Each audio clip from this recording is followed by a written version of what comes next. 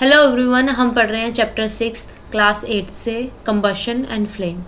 ठीक है, कंबशन क्या होता है, फ्लेम क्या होता है, केमिकल प्रोसेस क्या होता है, बर्निंग का टाइप ऑफ फ्लेम्स क्या होती हैं जो इस प्रोसेस में प्रोड्यूस होती हैं, हम ये सब पढ़ेंगे इसके अंदर। ठीक है, इंडस्ट्रीज़ में कैसा फ्यूल यूज़ होता है, ट्रेड में कैसा फ्यूल यूज़ होता है, ऑटोमोबाइल्स में कैसा फ्यूल यूज़ होता है, कैसे वो कंबशन होती है उनकी, वुड की, कोल की, चारकोल की, पेट्रोल, डीजल, सीएनजी वगैरह की। तो हम पढ़ेंगे ये सब। डिफरेंस क्या है कि एक कैंडल बर्न कर रही है या कोयल एज अ फ्यूल जल रहा है, तो इन दोनों के बीच में डिफरेंस क्या है, बर्निंग होती कैसे, किस चीज़ की प्रेजेंस होना ज़रूरी है बर्निंग के लिए। ठीक है, हम ये सब पढ़ेंगे इसके अंदर। पहला टॉपिक है हमारा व्हाट इज़ कंबशन। कंबशन है क्या, ये एक केमिकल प्रोसेस है। क्या है ये, एक केमिकल प्रोसेस है जिसमें सब्सटेंस रिएक्ट करता है ऑक्सीजन के साथ टू गिव ऑफ हीट, उसे कहते हैं कंबशन। तो क्या होता है, कोई भी सब्सटेंस है वो क्या करेगा, ऑक्सीजन की प्रेजेंस में क्या कर रहा है, जल रहा है इस, और क्या फॉर्म कर रहा है, हीट फॉर्म कर रहा है। जो हीट फॉर्म कर रहा है ना, जो हीट दे रहा है, इस पूरे प्रोसेस को सब्सटेंस के ऑक्सीजन के कांटेक्ट में आके जलने से क्या बोलते हैं, इसे कंबशन।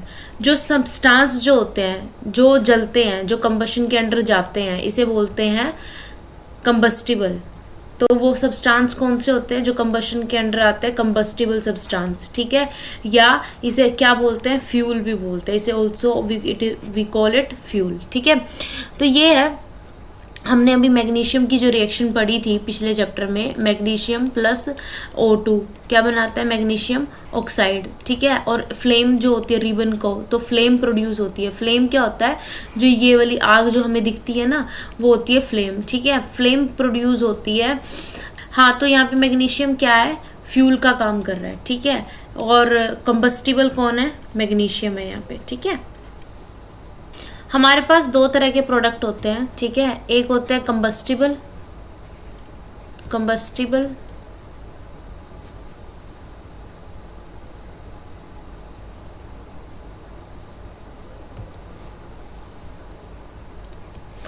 कंबस्टिबल होते हैं, दूसरे होते हैं नॉन कंबस्टिबल। नॉन कंबस्टिबल और कंबस्टिबल हमने देखा कौन से होते हैं, जो जलते हैं, जैसे कि पेट्रोल जलता है, कैरोसिन ऑयल, वुड, ये सब क्या है, एटसेट्रा, ये होते हैं, जलते हैं। नॉन कंबस्टिबल क्या होते हैं, क्या होता है non combustible, iron, nail non combustible होती है, और स्टोन, ग्लास, एटसेट्रा, ये क्या होता है, नॉन कंबस्टिबल। ठीक है, दो तरीके से डिफ्रेंशिएट करते हैं कंबस्टिबल, जो जल सकते हैं, जो जल सकते हैं, और जो नहीं जल सकते वो कौन से होते हैं, नॉन कंबस्टिबल। ठीक है, उसके बाद बात करेंगे हम कंबशन के लिए। जो ये वाला एक्सपेरिमेंट हम बचपन में भी करते थे कि ग्लास के अंदर कैंडल लगाते थे और देखते थे कि जल रही है, उसके बाद हम क्या करते थे, उसकी लिड को कवर कर देते थे, है ना।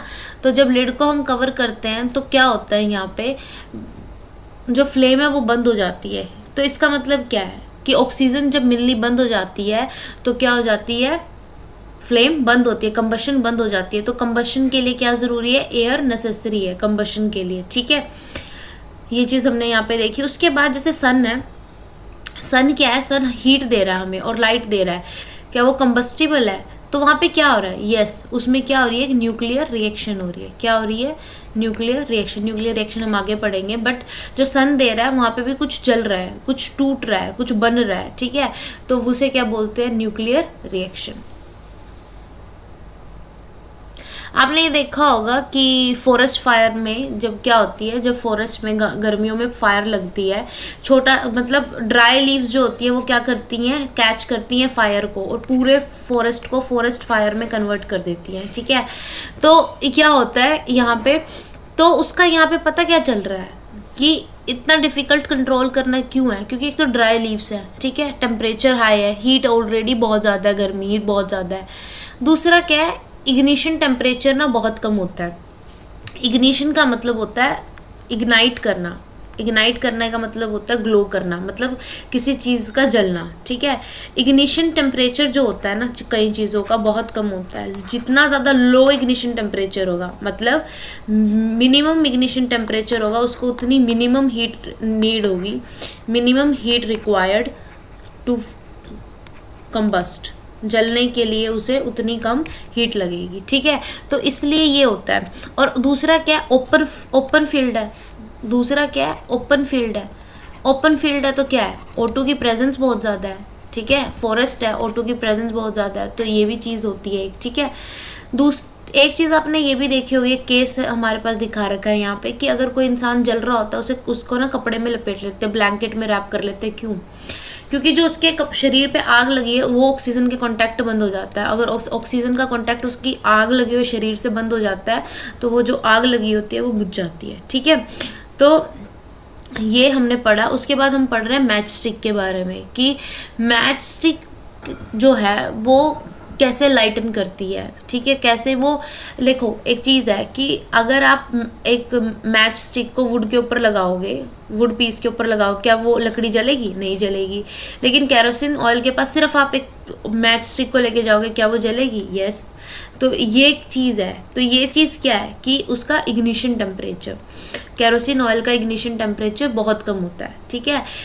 रूम टेम्परेचर पे तो कैरोसिन ऑयल जल नहीं रहा है, ठीक है। हल्की सी heat, little bit of heat उसे मिली, सिर्फ एक match stick, that it will gonna combust, वो पूरे का पूरा जल जाएगा, ठीक है। यही बात हो रही है। जो लोवेस्ट टेम्परेचर है किसी भी सब्सटेंस का फायर कैच करने का, उसे बोलते हैं इग्निशन टेम्परेचर। कुछ चीज़ें हैं, जैसे मान लो रूम टेम्परेचर हमारा कितना है, 27-24, ये हमारा रूम टेम्परेचर है, ठीक है। और उसके बाद अगर टेम्परेचर चला जाता है 45 डिग्रीज पे, ठीक है, तो या 50+55 56 60 डिग्री के आसपास चला जाता है तो फॉरेस्ट फायर होना लाजमी है, ठीक है। क्या कैरोसिन ऑयल में आग लगेगी? नो।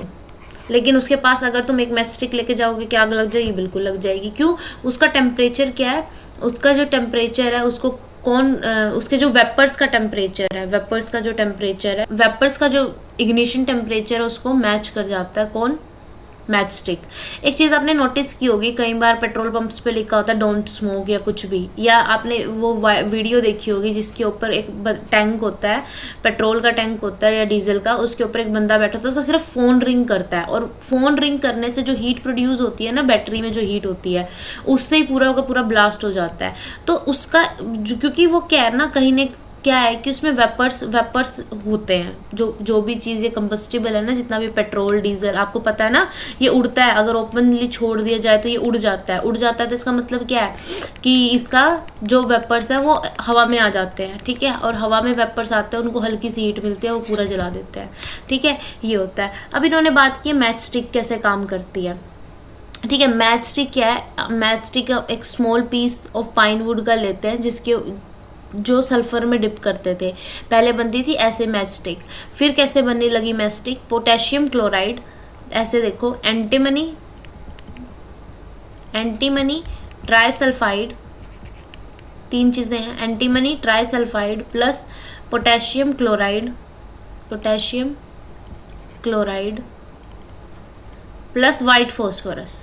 प्लस वाइट फॉस्फोरस, ये जो चीज़ें होती हैं, ये क्या होती है, 3 चीज़ें, antimony trisulphide, potassium chloride, white phosphorus, इन 3 चीज़ों का पेस्ट, इन 3 चीज़ों का powder plus glue plus starch को मिला के एक स्टिक, मैच स्टिक का जो वो होता है, एक स्टिक होती है, उसके ऊपर लगा दिया जाता है। और उसको रफ सरफेस पे अगर आप मूव कराते हो तो वो इग्नाइट हो जाता है। वो जो हीट प्रोड्यूस होती है, जो फ्रिक्शन प्रोड्यूस होती है, जब आप किसी चीज़ को किसी चीज़ पे रब कर दो, जैसे दोनों हाथों को भी रब करोगे तो हीट प्रोड्यूस होती है ना, तो जो हीट प्रोड्यूस हो रही है वो वाइट फॉस्फोरस को इग्नाइट करने में हेल्प करती है, ठीक है। लेकिन क्या होता है कि वाइट फॉस्फोरस बहुत हार्मफुल था वर्कर्स के लिए और जो यूज़ करते थे उनके लिए, तो क्या किया इन्होंने, वाइट फॉस्फोरस की जगह पे इन्होंने क्या, एंटीमनी ट्राइसल्फाइड और पोटेशियम क्लोराइड को तो रहने दिया, लेकिन जो रफ सरफेस होता है ना उसके ऊपर क्या लगा दिया, हल्का सा ग्लास और रेड फॉस्फोरस। और जब ये पोटेशियम क्लोराइड और एंटीमनी ट्राइसल्फाइड जब रफ सरफेस पे अब करती हैं, मूव करती है, तो जो रेड फॉस्फोरस होता है वो कन्वर्ट हो जाता है। रेड फॉस्फोरस जो होता है वो फ्रिक्शन ऑफ हीट से कन्वर्ट हो जाता है वाइट फॉस्फोरस में, और जो जलने के लिए हेल्प करता है, विच इग्नाइट्स एंटीमनी ट्राई सल्फाइड। अब यहाँ पे ना ये लिखा हुआ है इग्निशन जो टेम्परेचर है हमारा, अगर उससे ज़्यादा फ्यूल का जो टेम्परेचर है, जो ये कंडीशन है, ये कितनी होनी चाहिए, is equal to ignition temperature होनी चाहिए। अगर वो इग्निशन टेम्परेचर से कम है तो क्या होगा, ज़्यादा हो सकती है इग्निशन टेम्परेचर से ज़्यादा टेम्परेचर हो सकता है, ठीक है, लेकिन कम नहीं हो सकता। अगर कम होगा तो कोई बर्निंग नहीं होगी, अगर इक्वल होगा या इग्निशन टेम्परेचर से ज़्यादा टेम्परेचर होगा तो बर्निंग होगी, ठीक है, यही लिखा हुआ है यहाँ पे। एक एग्जाम्पल देखो,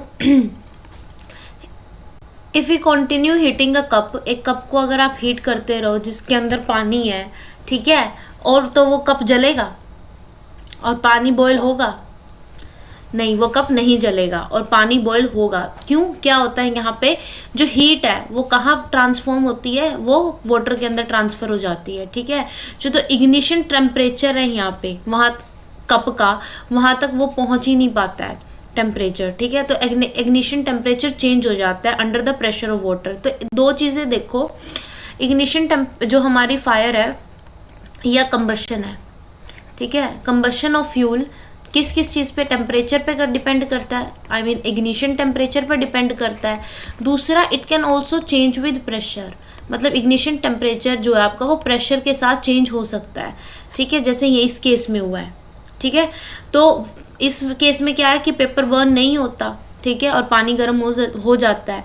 तो ऐसे सब्सटेंस जिनका बहुत कम इग्निशन टेम्परेचर होता है, जिनका जलने का टेम्परेचर बहुत कम होता है, जो बिल्कुल ही ऐसे फ्लेम को कैच कर लेते हैं, ठीक है, उन्हें क्या बोलते हैं, इनफ्लेमेबल सब्सटेंस। उन्हें क्या बोलते हैं, इनफ्लेमेबल सब्सटेंस। इसका एग्जांपल क्या है, जितनी भी चीज़ें मैंने ये बताई थी ना कि जैसे उड़ती हैं, ठीक है, वेपर स्टेट में, वेपर में चेंज हो जाती है अगर आप ओपन इन्वायरमेंट में छोड़ते हो, तो वो क्या क्या है, अल्कोहल, एलपीजी, पेट्रोल, ठीक है, ये सब क्या है, इनफ्लेमेबल सब्सटेंस है, जो जिनका इग्निशन टेम्परेचर बहुत लो होता है, ठीक है। कंट्रोल कैसे कर सकते हैं फायर को? फायर को कंट्रोल करने के 3 तरीके हैं। सबसे पहला तरीका, जो फ्यूल है ना उसे एलिमिनेट कर दो। क्या कर दो? फ्यूल को ख़त्म कर दो। फ्यूल को कैसे ख़त्म कर दो? ये बहुत कम केसेस में होता है। फॉर एग्जांपल, एक बिल्डिंग में आग लगी है तो वो पूरी की पूरी बिल्डिंग किसका काम कर रही है? फ्यूल का काम कर रही है, तो उसे आप अलग नहीं कर सकते, ठीक है। दूसरा, कंट्रोल करो टेम्परेचर। कंट्रोल करो टेम्परेचर, आप टेम्परेचर कंट्रोल कर सकते हो वाटर डाल के, ठीक है, लेकिन आप अगर इलेक्ट्रिकल सप्लाई है वहाँ पे, तो आप वहाँ पे वाटर नहीं डाल सकते, क्योंकि वाटर क्या करता है, कंडक्टर का काम करता है हीट का। तीसरा क्या है हमारे पास, एयर की सप्लाई कट डाउन कर दो। क्या कर दो? एयर की सप्लाई कट डाउन कर दो, ठीक है। ये 3 चीज़ें हैं जिससे क्या होता है, आप फायर को कंट्रोल कर सकते हो, ठीक है। तो जिस केस में आप वाटर यूज़ नहीं कर सकते, जैसे, और किस केस में, जैसे आप इलेक्ट्रिकल सप्लाई के केस में भी नहीं कर सकते, और अगर ऑयल में आग लगी है, ठीक है, तो आप वाटर को यूज़ नहीं कर सकते, क्योंकि वाटर क्या होता है, हैवियर होता है ऑयल से, तो नीचे चला जाएगा और ऑयल जो है वो सरफेस पे बर्न करता रहेगा। और क्या होता है कि जैसे फायर एक्सटिंग्विशर है, वो क्या करता है, आपकी एयर की सप्लाई को कट डाउन करता है और टेम्परेचर को क्या करता है, डिक्रीज करता है, ठीक है। फायर एक्सटिंग्विशर में क्या होता है, CO2 ही तो होती है लिक्विड फॉर्म में, ठीक है। तो क्या होता है यहाँ पे, CO2 क्या करती है, एक एयर का क्लाउड बना लेती है या कवर बना लेती है फायर के ऊपर। तो क्या होता है, फ्लेम, CO2 और O2 और फ्लेम और O2 के बीच में क्या गैप, ब्लैंकेट आ जाता है, CO2 का आ जाता है, जो क्या करता है, 2 काम करता है। एक तो इसने क्या कर दिया, O2 की सप्लाई कट कर दी इसने। दूसरा क्या किया, टेम्परेचर डिक्रीज कर दिया, वहाँ का टेम्परेचर डिक्रीज कर दिया, ठीक है। इसको जैसे LPG गैस को डाला जाता है ना सिलेंडर में, वैसे ही CO2 को डाला जाता है, और जब आप इसका स्प्रे करते हो तो बहुत एक्सपैंड करती है, ठीक है, वॉल्यूम में, और कूल डाउन कर देती है सरफेस को। पहला तो ये। दूसरा क्या है, अगर कहीं इलेक्ट्रिकल उसमें आग लगी है तो आप एक काम और कर सकते हो, ड्राई पाउडर जो होता है, बेकिंग सोडा, सोडियम बाइकार्बोनेट या पोटेशियम बाइकार्बोनेट, इनको फायर के पास लेके जा सकते हो, और ये भी क्या एमिट करते हैं जब फायर की प्रेजेंस में होते हैं, CO2, हीट की प्रेजेंस में क्या करते हैं, CO2 एमिट करते हैं, ठीक है। उसके बाद बात करेंगे हम कंबशन, जलने के कितने तरीके होते हैं, तो हम कंबशन पढ़ेंगे। पहला है रैपिड कंबशन, ठीक है। रैपिड कंबशन में क्या होता है, कोई भी गैस एकदम बर्न करती है, ठीक है, और क्या बनाती है, हीट और लाइट बनाती है, उसे बोलते हैं रैपिड कंबशन, ठीक है। उस जैसे कि फॉस्फोरस है, एग्जाम्पल क्या है इसका, फॉस्फोरस। एक होती है हमारे पास स्पॉन्टेनियस कंबशन। स्पॉन्टेनियस कंबशन में क्या होता है, कोई भी मटेरियल है वो क्या फॉर्म करता है, फ्लेम्स फॉर्म करता है एकदम से, जैसे कि फॉरेस्ट फायर होती है, या कोल का जो पाउडर होता है ना, ठीक है, कोल पाउडर जो होता है उसमें जो आग लगती है, ठीक है। फॉरेस्ट फायर किसकी वजह से होती है, सन की हीट की वजह से होती है, उसे हमने कुछ हीट हमने प्रोवाइड तो नहीं की, तो ये होती है स्पॉन्टेनियस कंबशन जो अपने आप होती है, ठीक है। कोल माइंस में जो होती है कोल डस्ट के साथ, वो भी क्या होती है, स्पॉन्टेनियस कंबशन। जो हमने ये देखी फॉरेस्ट फायर जो होती है वो भी क्या होती है, स्पॉन्टेनियस कंबशन, ठीक है। अब एक होता है एक्सप्लोजन्स, एक होता है हमारे पास एक्सप्लोजन्स, मतलब कि रिएक्शन करना। अगर हमको क्या दे रहे हैं, थोड़ी सी हीट या फायर दे रहे हैं, तो वो क्या कर रहे हैं, एक्सप्लोजिव का काम कर रहे हैं, ठीक है। जैसे आपने हीट प्रोवाइड की, आपने इग्नाइट किया क्रैकर को, मतलब आपने हीट दी क्रैकर को, आग लगाई क्रैकर को, उसने एक सडन रिएक्शन दिया, ठीक है। सडन रिएक्शन में क्या प्रोड्यूस हुआ, हीट, लाइट एंड साउंड। क्या फॉर्म हुआ, ये तीन चीज़ें, तो इसे बोलते हैं एक्सप्लोजन, ठीक है। कुछ गैसेस भी एमिट हुई होंगी, यहाँ पे कुछ गैस एमिट हुई हैं, ठीक है, तो ये पूरी रिएक्शन को हम एक्सप्लोजन बोलते हैं, ठीक है। फ्लेम क्या होती है,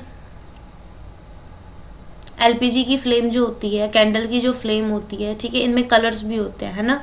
तो मैग्नीशियन रिबन में की जो बर्निंग हुई थी वो भी फ्लेमेबल था, ठीक है। फ्लेम ऐसे फ्लेम्स बन रही थी उसकी भी।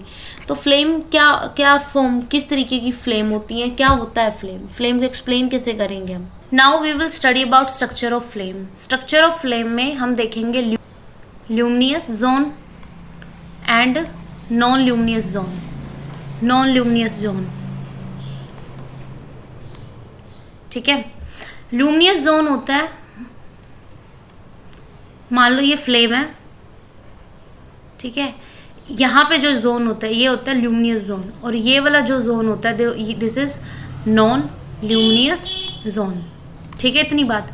उसके बाद फ्लेम बनाता कौन है, कौन कौन से सब्सटेंस है जो फ्लेम बनाते हैं, कौन कौन से सब्सटेंस है जो फ्लेम बनाते हैं, ठीक है। बर्निंग पे कौन कौन बनाता है, जिनके वेपर्स बनते हैं, क्या बनते हैं, जिनके वेपर्स। और किन किन के वेपर्स बनते हैं ये हमने पहले भी डिस्कस किया था, पेट्रोल, डीजल, केरोसिन, इन सब के क्या बनते हैं, वेपर्स बनते हैं। जिन चीज़ों के वेपर्स बनते हैं वो क्या बनाते हैं, फ्लेम, ठीक है।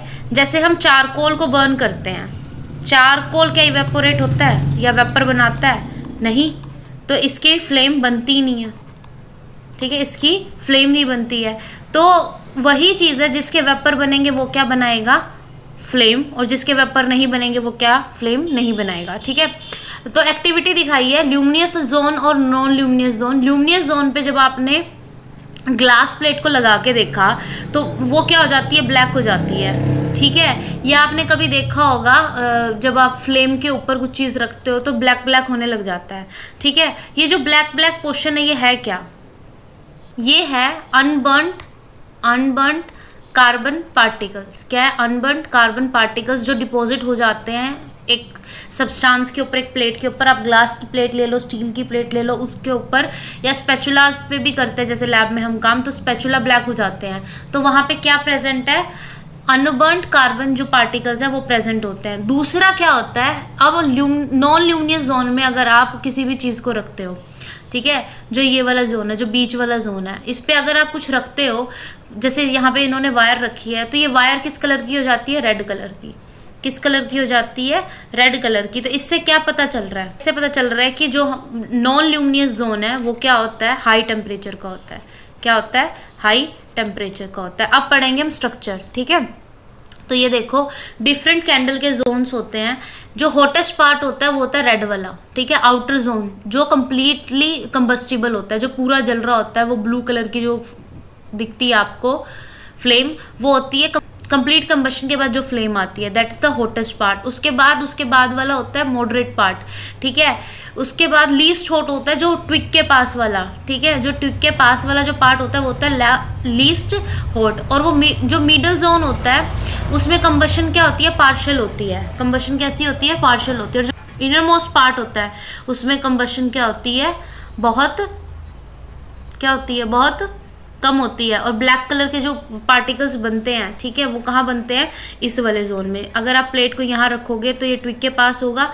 ये हमारा कौन सा जोन है, ल्यूमिनियस जोन। और ये क्या जोन है हमारा, नॉन ल्यूमिनियस जोन, ठीक है। अब बात करेंगे हम व्हाट इज फ्यूल। अब फ्यूल को समझने के लिए आप एक चीज़ देखिए, कोई भी ऐसी चीज़, ऐसा कोई भी सोर्स जो आपको हीट एनर्जी दे, ठीक है, क्या दे, हीट एनर्जी दे किसी भी पर्पज़ के लिए, चाहे वो डोमेस्टिक घर के काम में एनर्जी मिले आपको हीट एनर्जी, या इंडस्ट्रीज़ में मिले, जो सब सोर्स आपको हीट एनर्जी देगा, ठीक है, वो क्या होगा, उस सब्सटेंस को हम क्या बोलेंगे, फ्यूल। उसको क्या बोलेंगे, फ्यूल। गुड फ्यूल क्या होता है, गुड फ्यूल होता है जो चीप होगा, ठीक है, क्या होगा, जो चीप होगा। इसका बर्निंग रेट क्या होगा, मॉडरेट। बर्निंग रेट क्या होगा, मॉडरेट, मतलब जिसका बर्निंग रेट अच्छा हो, बर्निंग रेट क्या हो, अच्छा हो, ठीक है।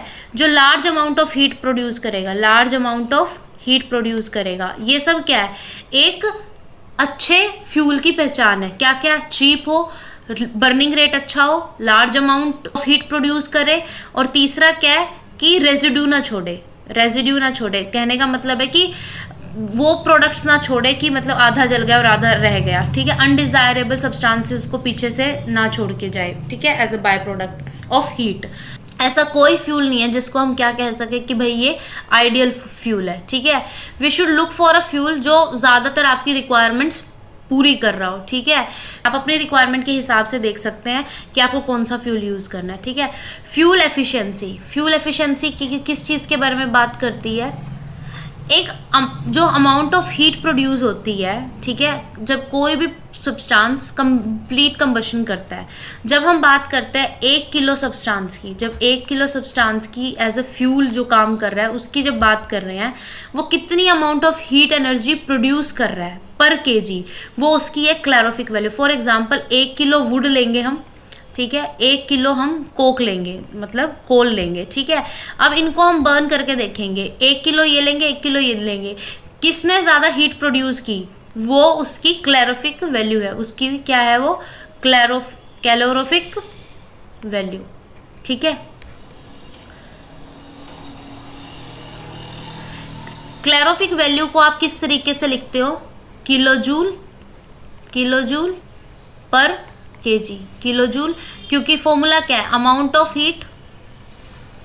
Of heat energy divided by पर केजी, ठीक है। पर केजी पे बात कर रहे हैं हम, तो अमाउंट हीट एनर्जी को किस में लिखते हैं, जूल में लिखते हैं। जूल होती है तो किलो जूल पर केजी, 1 किलो पे कितने किलो जूल बनेगा, वो क्या होगी, क्लैरिफिक वैल्यू।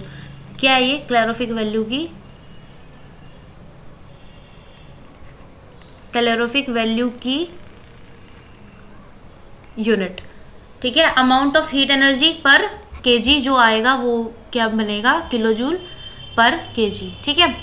अब यहाँ पे अलग अलग दे रखी है कैलोरीफिक वैल्यू, किसकी क्या होती है, काउडंग की कितनी होती है, वुड की कितनी होती है, कोल की कितनी ज़्यादा है, ठीक है, बायोगैस प्लांट की कितनी ज़्यादा है, हाइड्रोजन की कितनी ज़्यादा है। तो देख यहाँ से आपको पता चल जाएगा कि ज़्यादा जितना अच्छा कैलोरीफिक वैल्यू के रिजल्ट होंगे उतना अच्छा वो एज अ फ्यूल है, ठीक है। Burning of fuel lead to harmful products. जब आप फ्यूल को बर्न करते हो तो बहुत चीज़ें ऐसी हैं जो हार्मफुल बाय प्रोडक्ट के तौर पे निकलती हैं, ठीक है।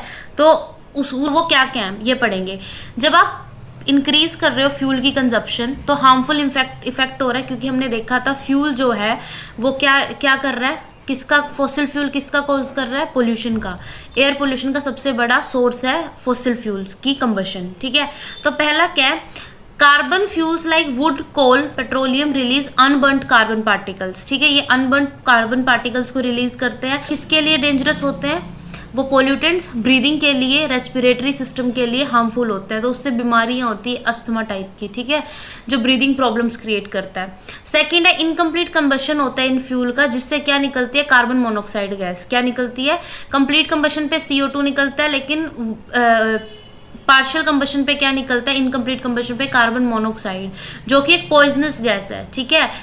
साथ के साथ कार्बन मोनोऑक्साइड जो है आपके ब्लड के साथ ज़्यादा जल्दी अटैच होती है, तो और आपके ब्लड को टॉक्सिक बनाती है, ठीक है। तो it is dangerous to burn कोयल रूम में अगर जा रहे हो आप, वो बहुत खतरनाक है, या आप उस रूम में सो रहे हो, ठीक है। बहुत बार न्यूज़ देखते हैं कि अंगीठी लगी हुई थी और इंसान मर गए घर में सारे के सारे, क्यों, क्योंकि वहाँ पे कार्बन मोनोऑक्साइड की जो गैस है, कार्बन मोनोऑक्साइड गैस जो है वो ज़्यादा हो जाती है, ठीक है। तो combustion of most fuel release carbon dioxide in the environment, ये बात हुई कि अगर फ्यूल जल रहा है तो वो क्या बनाएगा, कार्बन डाइऑक्साइड, और इंक्रीज कंसंट्रेशन जो हो रही है कार्बन डाइऑक्साइड की, उससे क्या हो रही है, ग्लोबल वार्मिंग। ग्लोबल वार्मिंग है क्या, एक चीज़ देखिए, ग्लोबल वार्मिंग क्या है, ग्लोब का वॉर्म होना। वॉर्म कोई चीज़ कैसे होती है, जब क्या होता है, टेम्परेचर इंक्रीज हो, ठीक है, टेम्परेचर इंक्रीज हो, तो यही है ग्लोबल वार्मिंग। क्या है, global warming is the rise in temperature of the atmosphere of earth. Atmosphere जो अर्थ का है उसका क्या इंक्रीज हो रहा है, टेम्परेचर इंक्रीज हो रहा है, ठीक है। उससे क्या हो रहा है, टेम्परेचर इंक्रीज हो रहा है, तो क्या हो रहा है, जब टेम्परेचर इंक्रीज होगा तो ग्लेशियर्स पिघलेंगे, सी लेवल इंक्रीज होगा, क्योंकि ग्लेशियर से पानी रिवर्स में आ रहा है, रिवर से पानी आ रहा है, रिवर्स ओवरफ्लो कर रही है तो फ्लड भी हो रही है, ठीक है। फिर वो फ्लड वाला एरिया, लो लाइन कोस्टल एरिया जो परमानेंटली क्या हो रहे हैं, परमानेंटली सी के अंदर मर्ज हो रहे हैं, क्योंकि सी लेवल क्या हो गया, बढ़ गया, क्योंकि ग्लेशियर से जो पानी आ रहा था वो फ्लड भी क्रिएट किया, लेकिन आगे तो वो सी में ही जाएगा, जो वो सी का क्या कर रहा है, सी लेवल इंक्रीज कर रहा है, और जो सी लेवल जब इंक्रीज हो रहा है तो ये वाली लैंड जो थी लो लाइंग एरिया, वो सारे का सारा सी के अंदर आ रहा है, ठीक है। उसके बाद बात करेंगे burning of coal, diesel release sulphur dioxide. कौन सी gas, sulphur dioxide. It is extremely suffocating corrosive gas, ठीक है।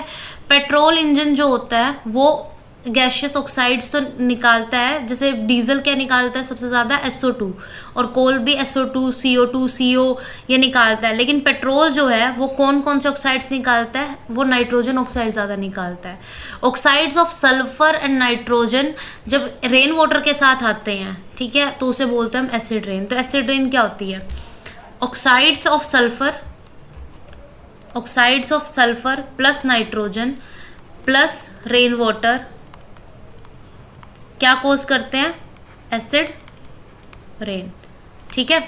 तो ये क्या होती है, एसिड रेन हार्मफुल होती है, किसके लिए, क्रॉप्स के लिए, मॉन्यूमेंट्स के लिए, ठीक है, सॉइल के लिए, इन सब चीज़ों के लिए क्या होती है, एक कोरेसिव का काम करती है, उनको डैमेज करने का काम करती है, ठीक है।